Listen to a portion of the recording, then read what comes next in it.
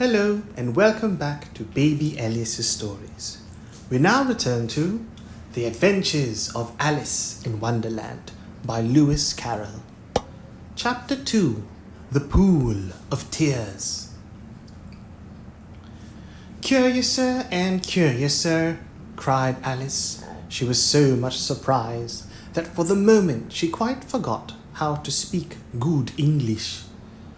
Now I'm opening out like the largest telescope that ever was. Goodbye, feet. For when she looked down at her feet, they seemed to be almost out of sight. They were getting so far off. Oh, my poor little feet. I wonder who will put on your shoes and stockings for you now, dears. I'm sure I shan't be able. I shall be a great deal too far off to trouble myself about you. You must manage the best way you can, but I must be kind to them, thought Alice. Or perhaps they won't walk the way I want to go. Let me see. I'll give them a new pair of boots every Christmas. And she went on planning to herself how she would manage it. They must go by the carrier, she thought, and how funny it'll seem sending presents to one's own feet, and how odd the directions will look. Alice's right foot, Esquire, hearth rug, near the fender, with Alice's love. Oh dear, what nonsense I'm talking. Just then her head struck against the roof of the hall. In fact, she was now more than 9 feet high, and she at once took up the little golden key and hurried off to the garden door. Poor Alice! It was as much as she could do lying down on one side to look through into the garden with one eye. But to get through was more hopeless than ever. She sat down and began to cry again. You ought to be ashamed of yourself, said Alice. A great girl like you. She might well say this. To go on crying in this way. Stop this moment, I tell you. But she went on all the same, shedding gallons of tears, until there was a large pool all round her, about 4 inches deep and reaching half down the hall. After a time she heard a little pattering of feet in the distance, and she hastily dried her eyes to see what was coming. It was the White Rabbit returning, splendidly dressed, with a pair of white kid gloves in one hand and a large fan in the other. He came trotting along in a great hurry, muttering to himself as he came. Oh, the Duchess! The Duchess! Oh, won't she be savage if I've kept her waiting? Alice felt so desperate that she was ready to ask anyone. She was ready to ask help of anyone. So, when the rabbit came near her, she began in a low, timid voice. If you please, sir.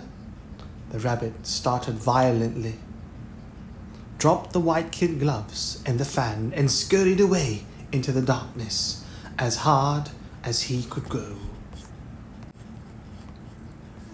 Alice took up the fan and the gloves, and as the hall was very hot, she kept fanning herself all the time she went on talking. Dear, dear, how queer everything is today, and yesterday things went on just as usual. I wonder if I've been changed in the night. Let me think. Was I the same when I got up this morning?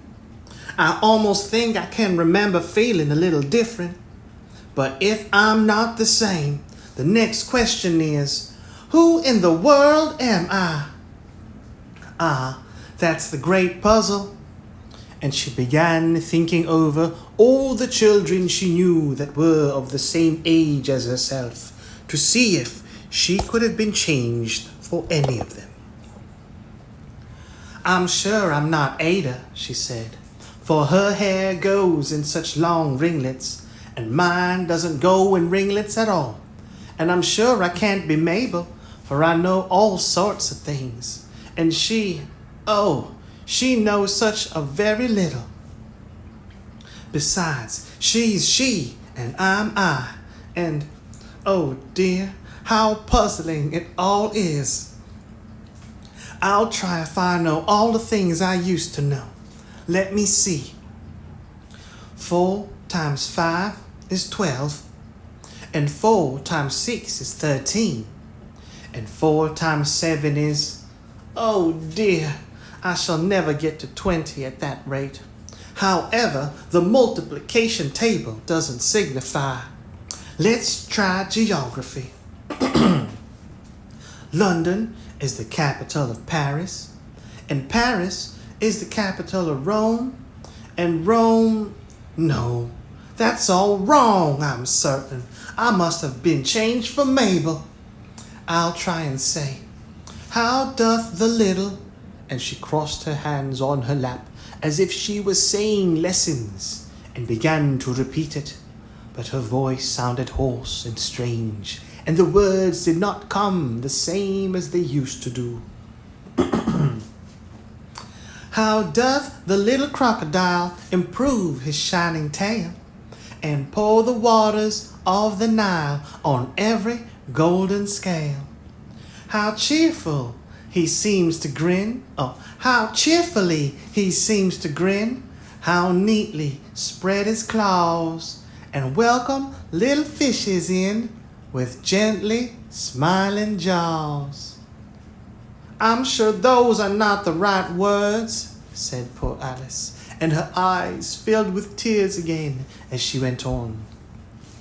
I must be Mabel after all, and I shall have to go and live in that pooky little house and have next to no toys to play with, and oh, ever so many lessons to learn. No, I've made up my mind about it. If I'm Mabel, I'll stay down here. It'll be no use their putting their heads down and saying, come up again, dear. I shall only look up and say, who am I then? Tell me that first, and then if I like being that person, I'll come up. If not, I'll stay down here till I'm somebody else. But oh dear, cried Alice, with a sudden burst of tears, I do wish they would put their heads down. I am so very tired of being all alone here. As she said this, she looked down at her hands and was surprised to see that she had put on one of the rabbit's little white kid gloves while she was talking. How can I have done that? She thought. I must be growing small again. She got up and went to the table to measure herself by it, and found that, as nearly as she could guess, she was now about 2 feet high, and was going on shrinking rapidly. She soon found out that the cause of this was the fan she was holding, and she dropped it hastily, just in time to avoid shrinking away altogether. That was a narrow escape, said Alice, a good deal frightened at the sudden change, but very glad to find herself still in existence. And now for the garden. And she ran with all speed back to the little door. But alas, the little door was shut again, and the little golden key was lying on the glass table as before. And things are worse than ever, thought the poor child, for I never was so small as this before, never, and I declare it's too bad that it is. As she said these words, her foot slipped, and in another moment, splash! She was up to her chin in salt water. Her first idea was that she had somehow fallen into the sea. And in that case, I can go back by railway, she said to herself. Alice had been to the seaside once in her life, and had come to the general conclusion that wherever you go to on the English coast, you find a number of bathing machines in the sea, some children digging in the sand with wooden spades, then a row of lodging houses, and behind them a railway station.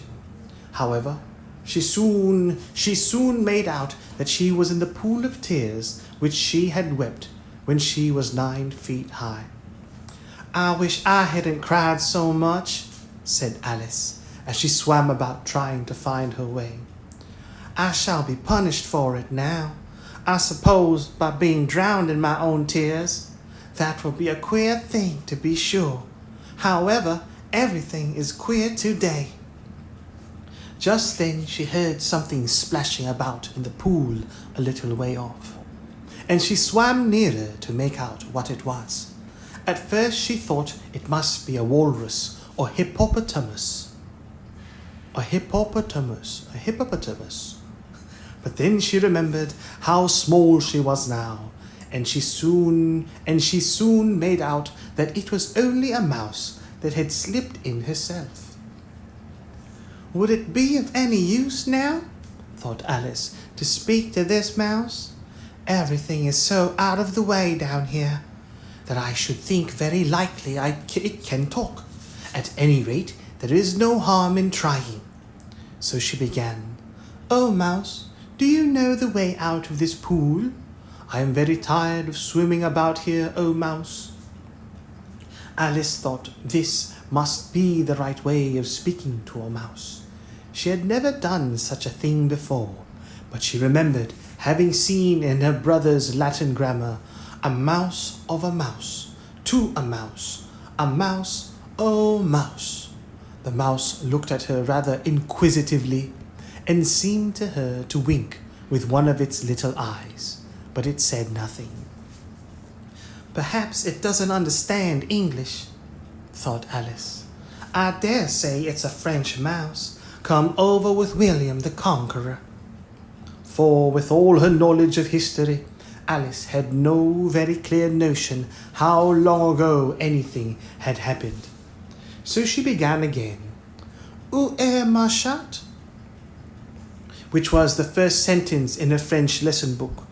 The mouse gave a sudden leap out of the water and seemed to quiver all over with fright. "Oh, I beg your pardon," cried Alice hastily, afraid that she had hurt the poor animal's feelings. "I quite forgot you didn't like cats." "Not like cats?" cried the mouse in a shrill, passionate voice. "Would you like cats if you were me?" "Well, perhaps not," said Alice in a soothing tone. "Don't be angry about it, and yet I wish I could show you our cat dinner. I think you'd take a fancy to cats if you could only see her. She is such a dear, quiet thing," Alice went on, half to herself as she swam lazily about in the pool. "And she sits purring so nicely by the fire, licking her paws and washing her face. She is such a nice soft thing to nurse, and she's such a capital one for catching mice." "Oh, I beg your pardon," cried Alice again, for this time the mouse was bristling all over, and she felt certain it must be really offended. "We won't talk about her any more if you'd rather not." "We indeed," cried the mouse, who was trembling down to the end of his tail.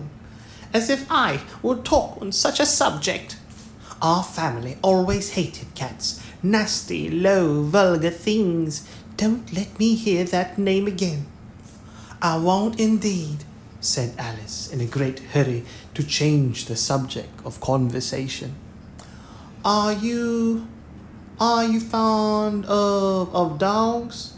The mouse did not answer, so Alice went on eagerly. "There is such a nice little dog near our house I should like to show you.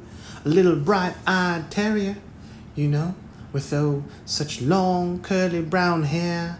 It'll fetch things when you throw them, and it'll sit up and beg for its dinner, all sorts of things. I can't remember half of them, and it belongs to a farmer, you know, and he says it's so useful, it's worth £100. He says it kills all the rats and, oh dear," cried Alice in a sorrowful tone, "I'm afraid I've offended it again." For the mouse was swimming away from her as hard as it could go, and making quite a commotion in the pool as it went. So she called softly after it, "Mouse dear, do come back again. We won't talk about cats or dogs either, if you don't like them." When the mouse heard this, it turned round and swam slowly back to her.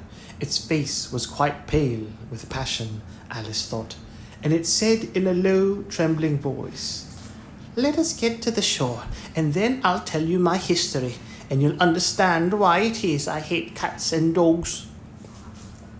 It was high time to go, for the pool was getting quite crowded with birds and animals that had fallen into it. There was a duck and a dodo, a lory and an eaglet, and several other curious creatures. Alice led the way, and the whole party swam to shore.